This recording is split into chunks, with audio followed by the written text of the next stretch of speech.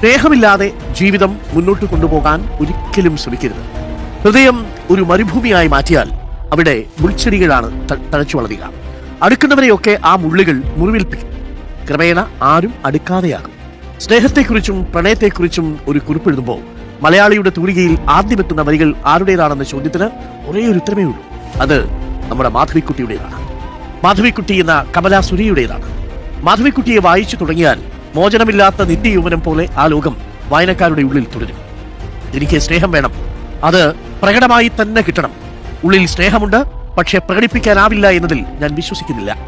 ശവകുടീരത്തിൽ വന്ന് പൂവിട്ടാൽ ഞാൻ അറിയുമോ എന്ന് ചോദിക്കുന്നുണ്ട്.